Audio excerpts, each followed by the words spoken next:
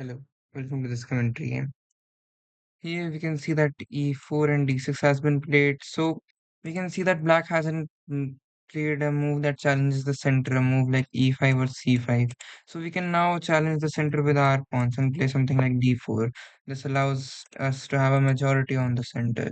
And that's why moves like e5 and c5 are preferred because they play towards the center, and this just allows us to have a lot of space. Okay, knight f6 is played. We can just play knight f3, and it's just natural development. We are letting our piece out of b1 and just naturally developing it. Let's see what's the next move. Okay, g6 is played. The ideas of the 6 of Fianchet to the bishop. Here, there are a lot of moves that I can just play knight to f3, and this is very standard development, letting the knight out. We should always try to prefer the knights over the bishops when preferring which piece to let out first, as knights just are more natural and work towards the center a bit more than the bishops. So the obviously the natural moves to play bishop to g7. We can see that white clearly has the better central control because of these knights and the pawns, which are working towards the center. Now we can just bring our bishop out to e2, yeah, just defending the knight and developing another piece, allowing us to castle towards the inside. Let's see what's the next move by black.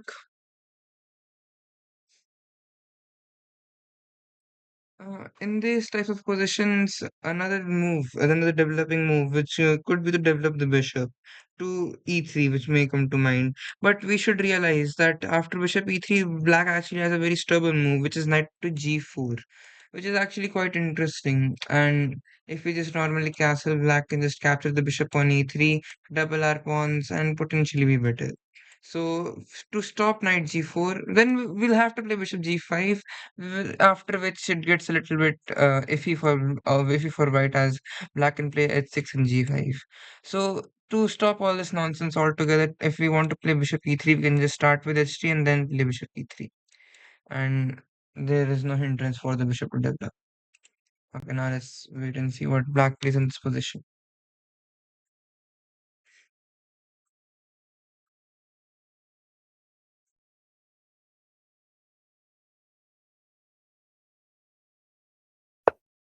Okay, so c5 is played. Now, see, now black tries to challenge the center via c5, but now we can see that we can potentially take and trade the queens, and now already the position actually feels quite iffy for black, as um he'll be behind in development because already two of our pieces are out, and he has to challenge the center either way, which is why I would have recommended to play c5 or e5 on the first moves. This feels a little bit inferior for him. So now let's think what can be done by white. Now, a few ideas which come to mind are d5 to gain even more space towards the center, not allowing this knight to develop. Another move which does come to mind is dc5, now after which we have to calculate. dc5, queen d8, king d8. How favorable is that in game? Well, it's quite interesting. But I think I would like to currently keep more pieces on and play a little bit longer, play a little bit of a long game. So I think I'll just play d5. Gaining more space, advancing my pawns, everything is quite protected, and white seems to be currently up in develop. Let's see what is the black next move of black. Now, obviously, the natural plans in this position for black will probably include castling, then playing knight b to d7, and after which the only real plans which black has in this type of Benoni type of structure is to play a6 b5 and go for this queenside expansion and create counterplay against the strong center. Okay, so black is this castle. Now we can just also castle and get a king out of the center. Um, this is actually quite a pleasant position for white, and yeah, it's very playable. It's actually quite enjoyable for white to play this position. I can now just play h3, play bishop f4, or bishop e3, naturally develop the bishop, potentially looking towards the e5 pawn break. Maybe bring our rook in. Okay, e6. This actually feels like a mistake to me. What e6 does is It seems to challenge the center, but in this type of position, we should realize for black what is happening is after playing e6, not enough pieces are currently developed for him to break this position. After e6, we can just capture potentially you can just capture this pawn, and we can see the clear weakness of d6. And e6 actually feels quite premature. The real plans in this position for black would have included e6 and a6 and b5. So okay, e6 is played. Now let's think what can be done for white. A few moves which come to mind are either to take, but the issue which I'm seeing with taking is f takes e6. Then if we try to somehow attack this pawn again via bishop f4, black has d5, and black would potentially be fine in that position. So in this position, I think a better move would be to pin this knight. As we can see, there is a lot of pressure on this pinned piece. So I think it should just be bishop g5.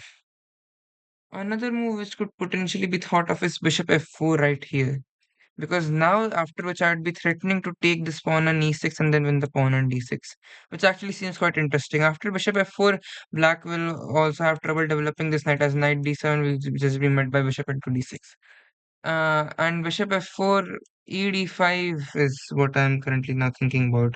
I think after just e d5, white seems to be quite doing quite well in this position. I think I'll play bishop f4 in this position. Now, potentially, I also have knight b5, but I have to be careful as the pawn on e4 is currently hanging.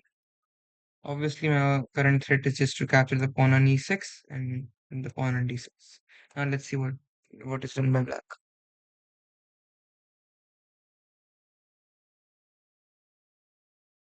This is actually quite very good, actually, for white, I would personally say. The main problem for black is only one and two. Only two pieces are currently developed, while for white we can see that one, two, three, four. Four pieces are out of their home squares, while for black a lot of both of these minor pieces are currently on its home squares. And this very iffy move e6 has been played, which weakens a lot of the dark squares around the king. Also weakens the pawn on d6 tremendously and allows a target for white to capture a pawn. So let's see what's played now.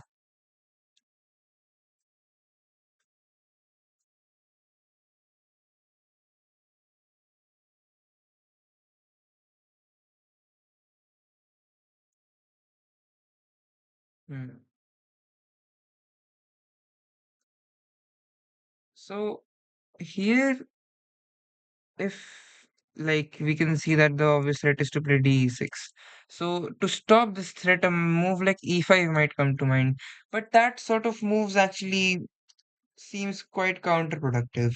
We can see that this pawn will stay extremely backward, which could become a target for a knight very easily in the near future. And after e5, we'll just be able to move the bishop. This pin is actually now just eternal, it cannot be removed, and more weaknesses will just be created in the black position, and it does not seem quite favorable. Okay, so e d5 has been chosen by black. Now, if knight d5, obviously, the point is just to play knight e4. So I think we should just take e into d5.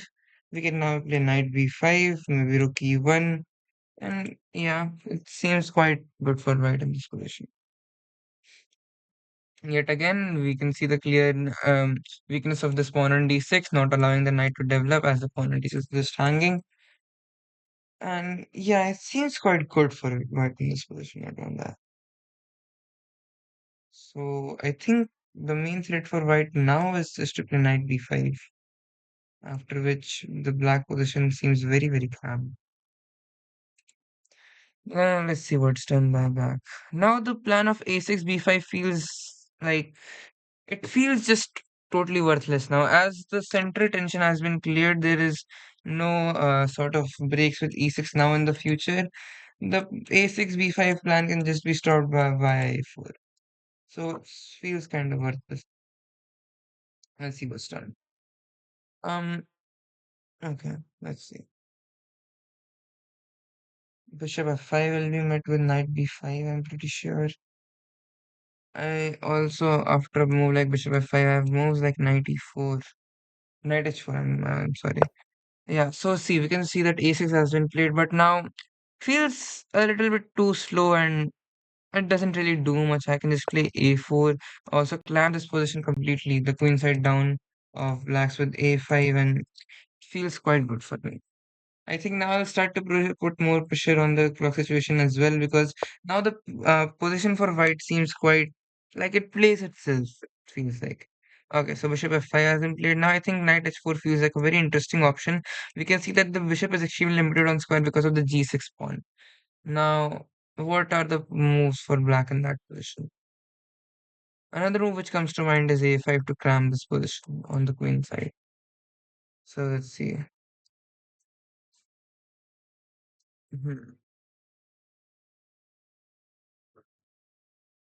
After knight h4, maybe something like bishop e4 will be played to provoke this, taking this, and it kind of frees up the position for black a little bit. Although I do believe that white will still be better in that position. But okay. So now I can play a5, which actually seems quite tempting. It disallows the queen to move to b6, yet again stopping the knight from coming to d7 because of the bishop on f4. So I think I'll just play a5, clamping the structure down for now. And yeah, it feels quite good for me right now in this position. Now I can just play something like rook e1. Maybe I can also trade this bishop. But okay, we should realize that both of these bishops are not really doing much currently on this position. If my queen moves from this d1 square and removes the protection of this pawn, yes, then this bishop is quite active. But right now we can just see that's kind of blunt. And yeah, it just feels a little bit useless in the diagonal currently. So I was thinking maybe to somehow simplify with bishop d3. Yeah, okay, knight e4 is played, which actually seems it kind of does the job for me now. I'm kind of forced to trade a bit of pieces at least. So I think the only sensible move to is to remove the knight, the active, extremely active knight on e4 by taking the knight on e4. Black now obviously has to take back. Now I can just play c3 to blunt this diagonal of the bishop. And yet again, this knight is completely dead on the home square. It cannot move as I will just take capture the pawn on d6. So now it's quite interesting what black will do. Now obviously my most natural plan is just to play something like this, bring my bishop back, bring this bishop back, potentially go for a trade, but also we have to keep in mind for this pawn. Another move which just come to mind for white in this position is queen b3, which we can see the helpfulness of the a5 pawn. It clamps down, and if something like b5 is played, we can just capture on passant. So now let's wait for black's move, and now I'm really starting to the pressure on. Let's see what's done by black now. Now, okay, the real pressure-ish moves which I see in this position are queen f6, which actually I think it will be played to protect this pawn and then somehow allowed to play knight d7. Okay, so b5 is played. Obviously, my idea was to stop b5 with a5, but okay, still it's played. With b5, the idea is to clamp the position down with c4. Now I could capture the pawn with a b6, but okay, let's think about this for a second. If I capture a b6, doesn't it just free up the position a bit more for black? Now, after queen takes b6, he's attacking the pawn. I'll have to defend it, and then the knight will just come to d7, and it opens up the position for black. I do not want that. If c4 is played anytime in the future, the d4 square will become extremely weak and could be potentially useful for us. So I think for now, I'll just bring my rook into the game via rook even. It also sets up a very nice threat of bishop into b5. Actually, it does not work, my bad, because of bishop f3 and then capturing this, so my bad. But okay, rook e1 is just a natural developing move, and let's see what happens.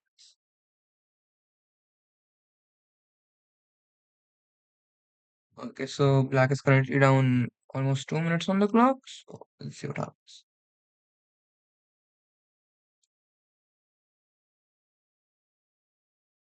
Now, okay, rook e8 is played. Interesting.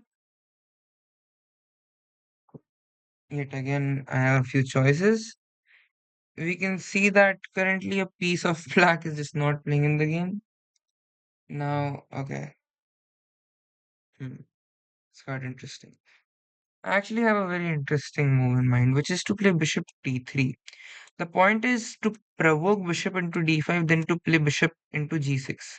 It opens up the position a little bit, but I think it works in the benefit of mine, as it kind of opens up more diagonals for my bishop and also the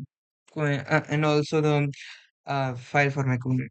So my idea is to play bishop d3, provoking bishop d5, bishop into g6. Obviously, bishop f3, then queen f3. Then at the end of the line, a8 is hanging, and bishop d3, queen d3, c4, and then okay, it's just fine for me. I can just come back, possibly take yet again. This knight on b8 is completely dead. I think it should just do bishop d3. But okay, I've kind of let black catch up a bit on the clocks. But okay, let's apply more pressure now. Let's see what's played in this position. But okay, something has to be done. Either bishop f3, bishop d5, or bishop d3 just has to be done. And in either case, I think the white is doing fantastically well. After bishop d3, I can take queen d3, then capture the rook on e8, and then take the pawn on d6 as well.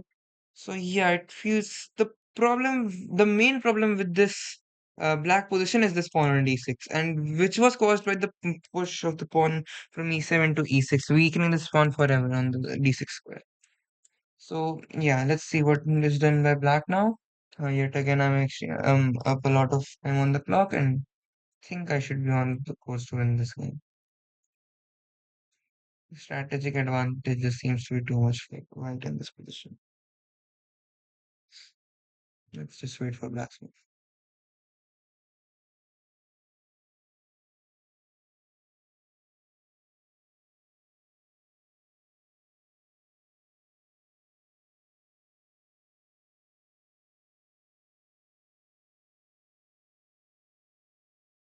Yeah, let's see what's played in this position. Um, a move like a move like bishop d3, queen d3 is just a strategically winning position for white the more I look into it. Because now the only colored bishop which is left on the game is the dark squared bishop against the dark squared bishop.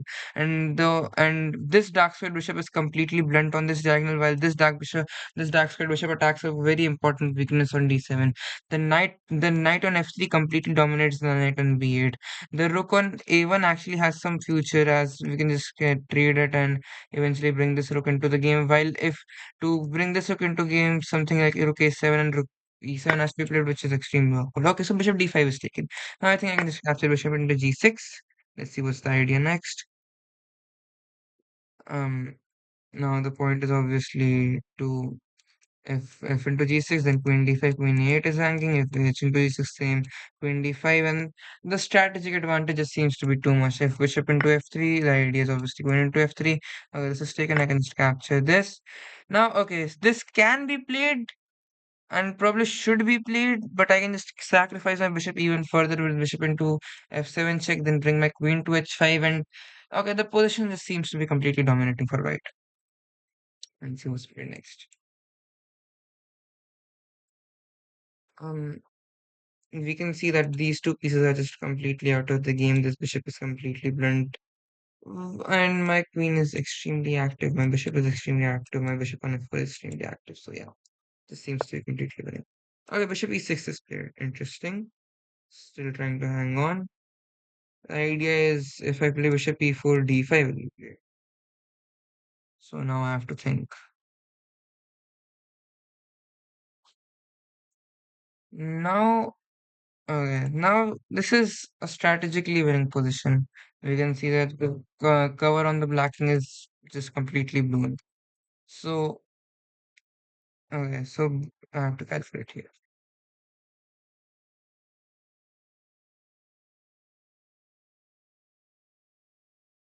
I think I'll just bring my bishop to h5 for now, then to bring this bishop to the f3 diagonal, trying to poke at this rook.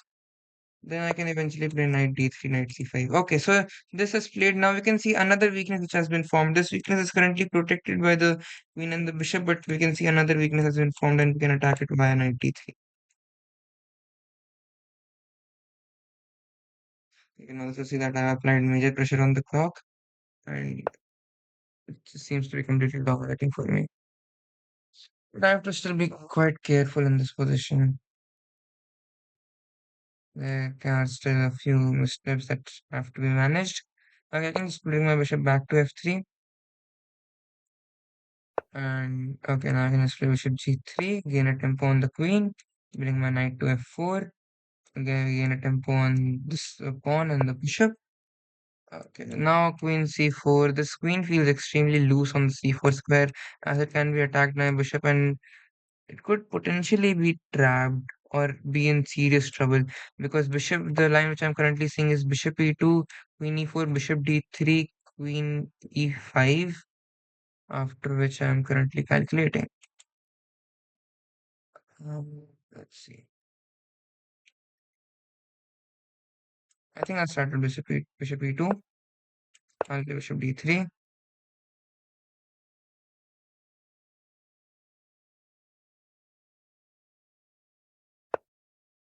Okay, now let's see. It's very miraculous that black is still surviving.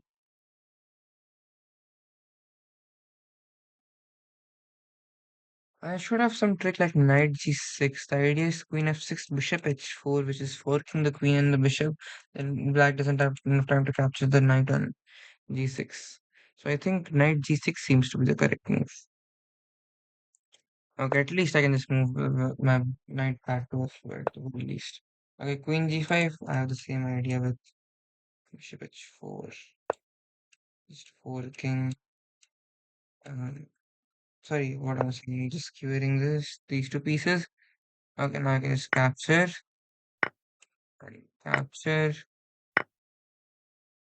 and I think I can capture on b5. It's very straightforward. The idea is obviously if takes, I can just place a7 b a be completely fine. Black just doesn't have enough time to stop. I think it's just over. Okay, but well played by my opponent, but it just seems to be completely over for him. Knight b6 cannot be played because of bishop b6, obviously. d4, it's a desperate attempt. I can just play a7. And yeah, thank you.